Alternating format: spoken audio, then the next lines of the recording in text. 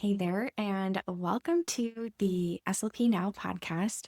I am really excited to dive into a resource that I created to help SLPs save time, reduce stress, and streamline your therapy sessions. So, we're going to be chatting about the digital binders that I created.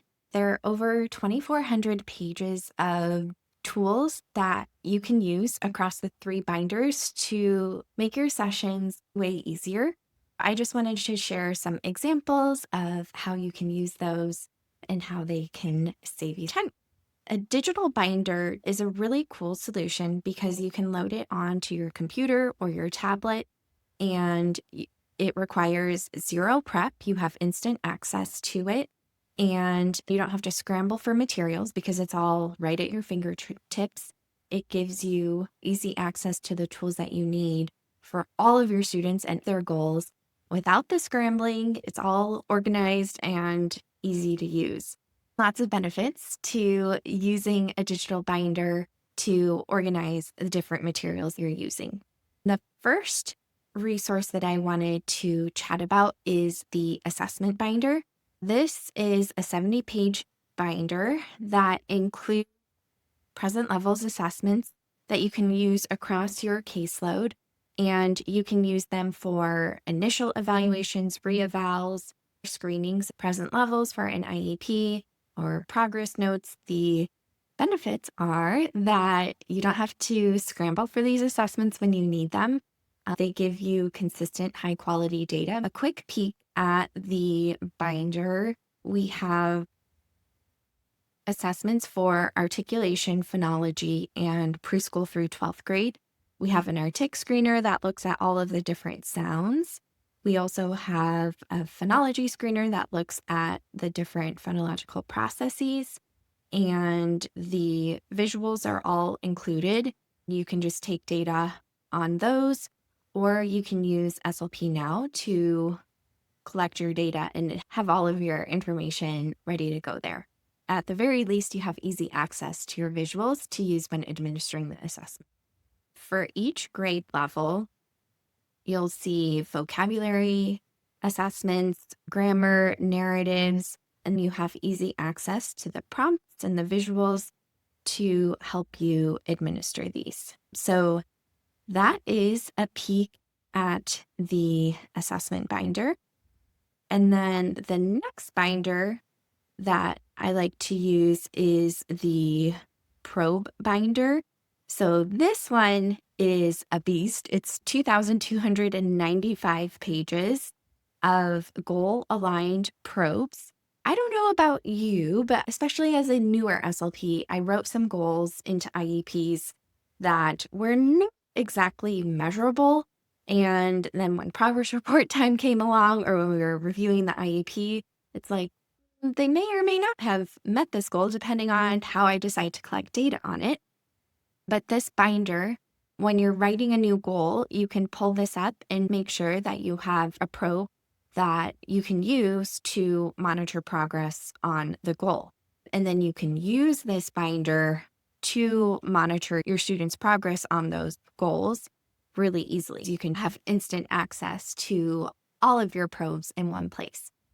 What this looks like logistically for me, I like to have my students create goal cards.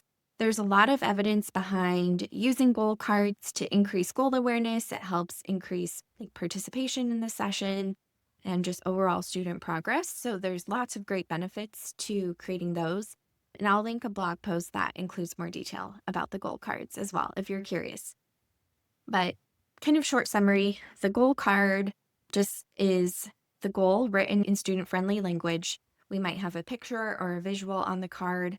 They're just really simple. We make one card for each student's goals, and then each student has a packet of cards that we pull out at the beginning of every session. They review their goals. At the beginning of every session is also when I collect my probes. So as the students are reviewing their goal cards, I will pull up my probe binder.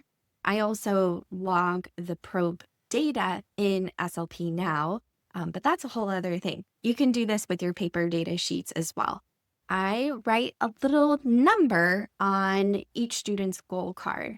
That number corresponds to the page in the probe binder. If I have the probe binder pulled up on my iPad or on my computer, I can type in that number and it'll jump to the correct page in the binder. And then I can show the student the visuals to collect that probe data. Or if it's not a visual kind of probe, I just give them those stimulus items to see how they're doing with that goal. I alternate between each student. If I have 3 students in the group, they're all independently going through their goal cards. We practice this routine. This is something that we establish, and they all know what the expectations are.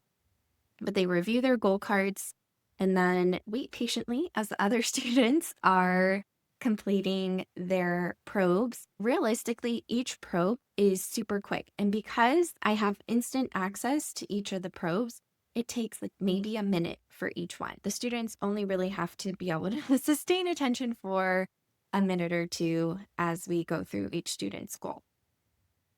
That's what that looks like. They're going through their goal cards. I'm turning to each student one at a time to collect their probe, and then I log that data. I love this routine because it helps make sure that students know what their goals are. When they are asked what they do in speech, they're able to say, I work on my speech sounds, or I work on vocabulary instead of we play games. It helps with goal awareness, increases participation in the session because they know what their goals are and why they matter. I'm getting really good data right off the bat to make the most of the time in our session. We don't have a lot of time with our students, and we want to make the most of it. By getting this data right off the bat, I know exactly how each student is doing on the goal that we're focusing on in the session. And then I am able to meet them where they're at and provide great therapy. I focus on one goal per student per session. So if I have 3 students in the group, I might target the same goal for multiple students if they happen to have shared goals. But if they all have different goals, then I'll be targeting 3 goals. This is really manageable because I have easy access to the probes, so I can figure out where students are at quickly. I also have easy access to visuals, which I'll tell you about in just a moment. Before we move to the visuals binder, I wanted to walk through the probe binder in more detail. Again, there's 2,295 pages of probes, and we're planning to add even more in the very near future. We have probes for articulation, phonological awareness, language, grammar, vocabulary, stuttering, and functional communication. The binder has clickable links, so if you are using the binder to help you find a probe to use with your students, like when you're writing new goals for students, you can scroll through the sections. For example, for articulation, we have all of the different speech sounds, and if you click on a specific sound, you'll see all of the levels you can target that sound on. So if we're producing K, we can work on it in isolation, syllables, initial, medial, final, position of words, or mixed, phrases, sentences, reading, structured conversation. There's all sorts of levels there. And then for phonological awareness, we have different phonological awareness probes. And then for language, we have summarizing, answering cause-effect questions, inferential questions, answering who and what, when and where, yes-no questions, following directions. There's several pages of goals there. And then for grammar, we also have a number of goals, basic MLU and early utterances, as well as goals related to nouns, verbs, pronouns, and spatial relationships. Then we have vocabulary, which also has long lists of goals related to comparing and contrasting and describing multiple meaning words, context clues, and idioms, and all of those things. And then we have stuttering and functional communication. So that is a peek at the probe binder. I shared the example of using the probe binder at the beginning of the session to collect data right off the bat and my routine around that. But you can use this around progress note time if you don't want to collect a probe, or you can use it at the end of the session. There's endless options in how you use this. I just wanted to give you one specific example of how I like to use it and what has worked well for me. So that brings us to the last binder, which is the visuals binder. This includes 95 pages of visuals that you can use to target early vocabulary and language, grammar, and then also later vocabulary and language. This is meant to help you cover your preschool through 12th grade caseload, help break down a number of different skills. So we have basic concepts and categories, following directions, narratives, WH questions, a number of grammar goals like past tense verbs, plural nouns, pronouns, compound, complex sentences, context clues, idioms, multiple meaning words, and inferences, main idea, summarizing. The cool part about this is you don't have to do any prep. You have instant access to all of the visuals. And this can be especially helpful at the beginning of the school year. As you're getting to know your students, you can see which of these visuals work best for them. I really like to have a printed visual ready to go, especially if I have a group of 3 or 4 students and they're all working on different goals. I like to have their goal card as well as a printed visual as a placemat and reminder for what we're focusing on in the session. It helps cue the student and remind them of what we're working on, but it also helps me keep things straight. By having the visual in front of them, they can cue themselves and don't have to be as dependent on me, especially as they start to make more progress towards their goals and kind of increasing their independence. I do like to have printed versions of the visuals for students, but at the beginning of the school year, or if you're covering for an SLP, or if you get a new student and you're just trying to figure things out, this gives you a little bit of time. If you know what visuals they need, but you don't have time to print them, or if it's a student who's new to you and you're not sure which visuals will be the most helpful, you can just pull up this binder, do a quick test run, see which visual makes the most sense and is the most helpful, and then make a note to print that so you have a hard copy for future sessions. A quick peek. Each one is a little bit different, but for categories, as an example, there's an initial sheet that helps you explain what categories are. And then there are cheat sheets for different categories so you can start to introduce them. And then inside SLP Now, we have a lot more activities for structured practice, but this is a really good starting point. And later vocabulary, as an example, looking at affixes, there's a visual to break down what prefixes and suffixes are and graphic organizers to help. These are all created after reviewing the research to look at evidence-backed strategies. So this can be a nice boost of confidence if you're not quite sure of the best way to break down a skill. And then if you're looking for even more support inside SLP Now, we have courses that break down all of the evidence-backed strategies for all of these different skills and lots of different activities. I showed you the assessment binder, the probe binder, and the visuals binder.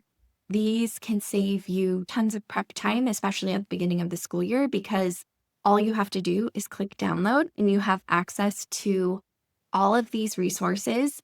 And again, they're pre-organized. They're really easy to access. I love saving these on my iPad, and then I just save them to my home screen so I can open up the binder using the goal cards or writing the page number for the visuals or the probe on your data sheet or your goal card can save you tons of time, especially if you have these binders saved to your desktop or home screen. You can access any of these activities within seconds. Hopefully these bring you way less stress, way more efficiency, and help you better support your students.